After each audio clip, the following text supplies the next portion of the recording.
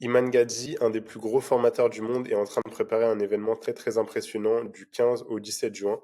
Donc je te propose, moi, dans cette petite vidéo, une étude de cas où on va regarder ensemble son tunnel de vente, comment marche son funnel, pourquoi est-ce que c'est un bon funnel et comment toi tu peux récupérer des choses à utiliser pour ton propre tunnel de vente. L'idée, bien entendu, c'est pas de copier-coller, mais c'est plutôt de bien comprendre des grands principes qui vont faire qu'un tunnel de vente, il est bon ou mauvais, et ensuite les réutiliser toi pour vendre ton coaching, ta formation, ton offre high ticket. Alors déjà, il est parti sur un événement, ce que je qualifierais plutôt d'un hybride entre un challenge et un webinaire. En fait, c'est une série de webinaires plutôt. C'est un format qui va durer 3 jours. Donc le 15, le 16 et le 17 juin, il va être en live. La première chose très très intéressante au-delà de la structure, ça va être la Big ID et l'angle que choisit Iman pour amener justement ce challenge. Il a tout un cadre, il a tout un concept qui est super important et qui va être central partout, à tous les moments de son tunnel, que ce soit dans les publicités, sur les pages de capture et même après, dans les vidéos qui vont suivre. Il parle en fait d'une grande dépression de l'infoproduit. En fait, il amène cette idée que en ce moment, le marché est en train de connaître une grande dépression, un peu à l'image des crises économiques, par exemple de 1929 aux États-Unis ou plus récente en 2008. Il amène ce climat de crise économique, de récession sur le marché de l'infoproduit. Et en fait, ce qu'il dit, c'est que si tu n'as pas les bonnes techniques, si tu n'as pas les bonnes tactiques, en fait, tu vas tout simplement te faire balayer par cette récession. Si tu vends de l'infoproduit, mais que tu n'es pas au courant de cette grande tendance, que tu ne changes pas ton business model, ça va être très compliqué de survivre. Et il est même encore plus précis que ça, puisqu'il s'adresse directement aux infopreneurs, aux gens qui vendent de l'information, des formations, des produits digitaux, et qui sont entre 4 et 5 chiffres par mois. Il leur dit tout simplement, vous êtes la classe moyenne de l'infoproduit, et si vous ne faites rien, bah, vous risquez tout simplement d'être balayé, de subir de plein fouet cette crise économique. Plutôt dans ce cas-là, cette crise de l'infoproduit. Et donc, quand il déroule cette idée tout au long de son tunnel, on trouve ça très pertinent, on trouve ça très convaincant, on se dit mais peut-être qu'il a bien raison. Pourquoi? Parce que tout simplement, il arrive à apporter des éléments de preuve, des éléments très convaincants, des bons arguments, et il commence à expliquer cette idée en fait en disant que bah, le marché est très saturé. Aujourd'hui, il y a un certain scepticisme de la part des gens qui peuvent acheter des formations, de la part du marché, des consommateurs, et il y a très peu de barrières à l'entrée. Ça veut dire que le marché est saturé par des gens qui peuvent arriver sans vraiment beaucoup de preuves sociales et proposer des produits, notamment avec l'utilisation de l'intelligence artificielle qui accélère ces processus de production. Donc on a vraiment tous les éléments qui viennent supporter cette idée majeure. Et une fois que cette idée majeure elle est proposée par Iman, en fait elle est tellement convaincante que du côté de ses prospects, ça va faire tilt et les gens vont se dire, il a raison, il m'a convaincu là-dessus sur ce concept et j'ai envie d'en savoir plus. Et donc, toi, qu'est-ce que tu peux retenir et réutiliser à ton échelle? Bah, c'est très simple. Nous, c'est ce qu'on fait pour nos clients et ce qu'on conseille à tous nos prospects. C'est avant de réfléchir tunnel de vente, closing, etc. Il faut penser d'abord à une idée. Il faut réfléchir à une idée qui va être si puissante qu'elle va vraiment créer une conviction chez ton prospect. Tu vas changer sa façon de réfléchir, en fait.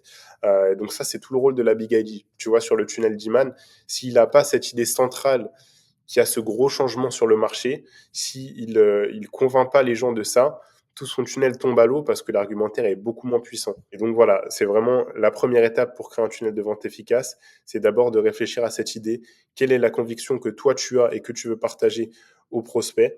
Et ça va te permettre d'avoir un fil rouge très intéressant et surtout bah, qui va durer pendant toute la durée de ton funnel. Et tu vas pouvoir ensuite dérouler ton argumentaire de la façon la plus pertinente possible. T'as pas besoin d'aller chercher une idée farfelue, tu as juste besoin de trouver quelque chose de différent que les gens n'ont jamais entendu ou pas formulé de cette façon et qui est bah, vraiment convaincant, qui est appuyé par des preuves, qui est crédible et qui fait du sens tout simplement. Le troisième point super intéressant sur le tunnel de vente d'Iman Gadzhi, ça va être tout l'aspect testing et optimisation. Donc bien entendu, lui, il a une équipe énorme qui gère ses publicités, son copywriting, ses landing pages, etc.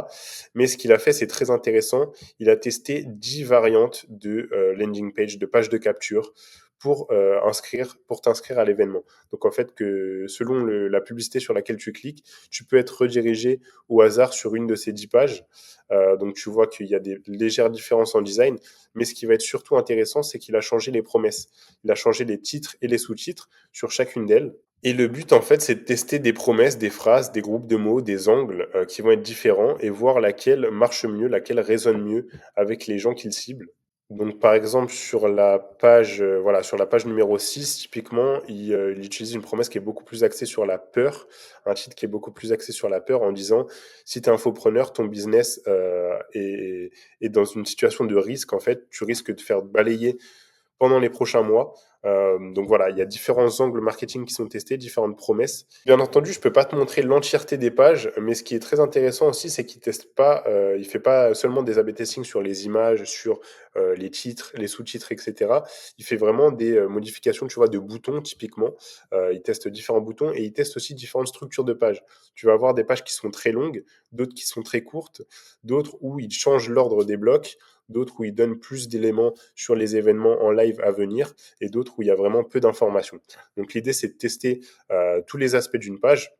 Toi, à ton échelle, c'est pas forcément possible, mais ce que je te conseille tout simplement, c'est juste de commencer par A/B tester deux promesses. Tu testes deux promesses différentes avec des groupes de mots, avec une phrase, une syntaxe différente. Idem pour les sous-titres, et tu vois laquelle performe mieux, laquelle va mieux parler à ton audience, que ce soit en ads ou en organique. Ça va te donner des indications très précises et tu vas pouvoir peut-être, sur un malentendu, gagner 5, 7, 10 points, 10 points de pourcentage en opt-in, et ça peut être très intéressant. Idem pour les publicités. Lui, il fait énormément de tests sur le ciblage, sur les créatives. Donc, je vais pas rentrer là-dedans. C'est encore un autre sujet. Mais globalement, quand tu fais des ads pour une page de capture, pour un événement en live, par exemple, et pour n'importe quel autre type de funnel en soi, tu peux au minimum tester trois ciblages. Tu peux faire du ciblage par intérêt, du ciblage broad où tu laisses vraiment Meta Ads décider à qui il montre ta publicité, ta créative. Et tu peux faire du ciblage lookalike qui peut être très intéressant, notamment sur tes abonnés par exemple ou sur tes visiteurs, sur les gens qui ont visité ton site dans les 90 jours, dans les 180 jours. Donc voilà, c'est vraiment trois ciblages assez simples que tu peux mettre en place et c'est un must de tester, voir ce qui marche le mieux, avec qui, quel message va résonner avec quelle audience et ça va te donner vraiment des informations ultra précises et très importantes pour ton funnel. Le quatrième point, ça va être la qualification.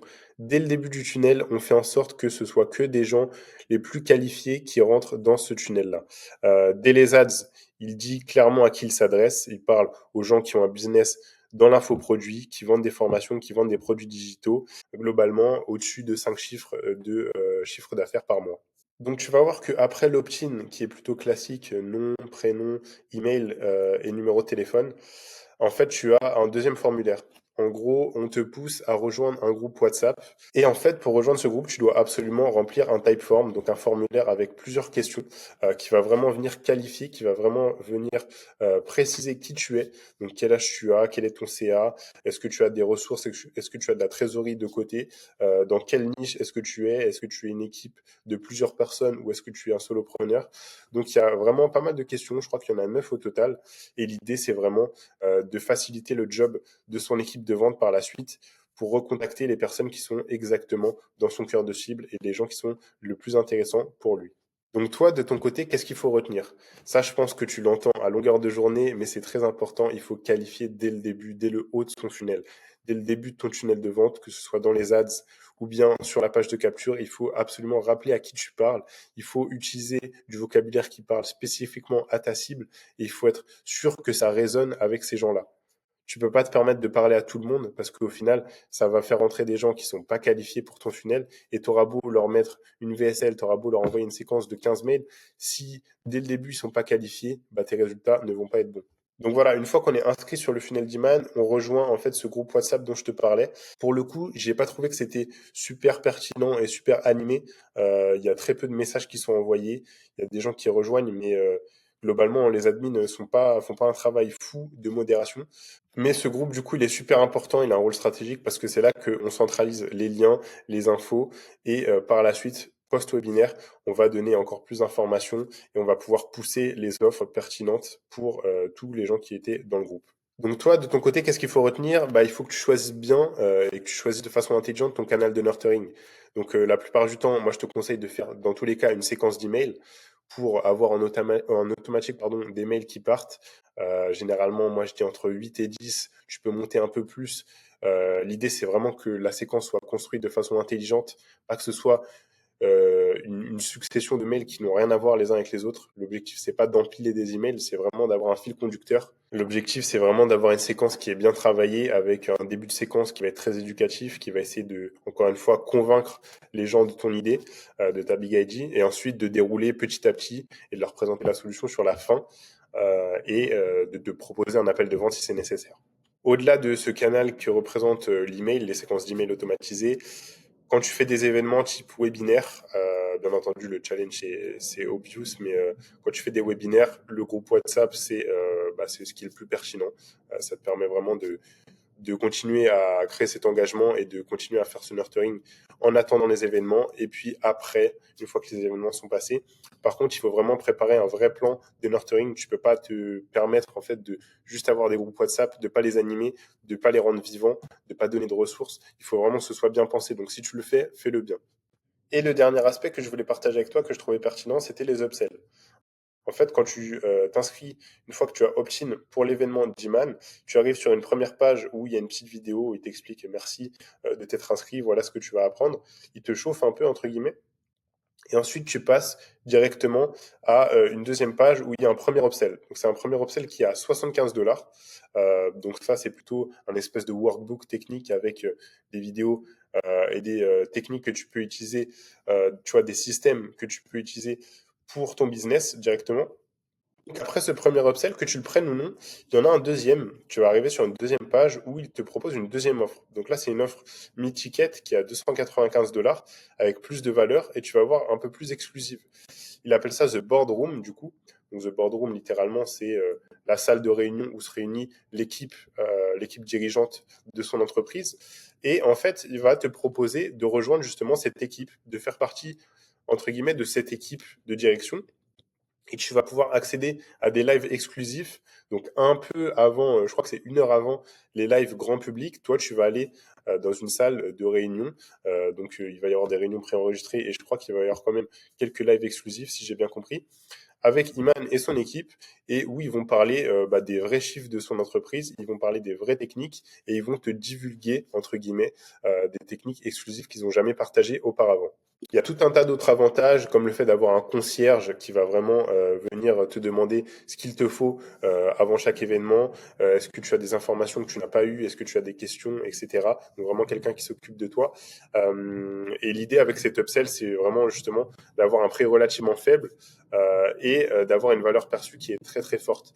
L'idée de rejoindre l'équipe dirigeante d'Iman, de voir comment ça se passe à l'intérieur. Pour ces gens qui sont parfaitement dans sa cible, le prix est relativement faible et la valeur perçue, elle peut être très forte. Ça peut être très intéressant de rejoindre son équipe et de voir comment ça se passe de l'intérieur. Donc toi, qu'est-ce que tu peux en retenir? Je te conseillerais pas forcément de faire ce type de système, surtout si tu proposes un webinaire, il n'y a pas forcément besoin de 2 upsells. Lui, dans son cas, comme c'est des proportions qui sont gigantesques, un marché qui est plutôt anglophone, etc., il y a des raisons pour lesquelles ça peut mieux marcher. En tout cas, ce que je t'aurais conseillé, c'est de capitaliser sur l'intention. En fait, quelqu'un vient de s'inscrire pour ton lead magnet, pour ton événement, pour n'importe quoi. Essaye sur la page juste après de lui proposer quelque chose de concret, que ce soit un upsell, un payant, ou bien tout simplement un rendez-vous où tu qualifies avec un formulaire. Ça peut être très intéressant de saisir ce pic d'attention, ce pic d'intention pour justement convertir. Et du coup, c'est d'autant plus intéressant parce qu'avec cet upsell, si derrière ton lead magnet gratuit, tu vends un produit low ticket à 17, à 27, à 37 euros, ça va te permettre de rentabiliser très vite ton acquisition et de faire rentrer des leads et du coup des clients pour 0 € ou très peu cher. Donc voilà, c'est déjà la fin de cette vidéo. J'espère qu'elle t'aura plu et que tu auras pu en retirer quelques éléments pour ton propre tunnel de vente. En tout cas, si tu as pour projet de créer un tunnel de vente pour vendre ton coaching, ta formation, ou que tu souhaites améliorer ton tunnel de vente parce que tu as l'impression qu'il ne performe pas comme il devrait, n'hésite pas à nous envoyer un message. On va pouvoir se caler un rendez-vous de 15-20 minutes en visio pour en parler et échanger là-dessus. Et en attendant, je te dis à très vite. Et sinon, n'hésite pas à t'abonner. On partage régulièrement sur cette chaîne des vidéos sur les tunnels de vente automatisés pour les coachs et les formateurs. Donc si ça t'intéresse, tu sais où nous trouver.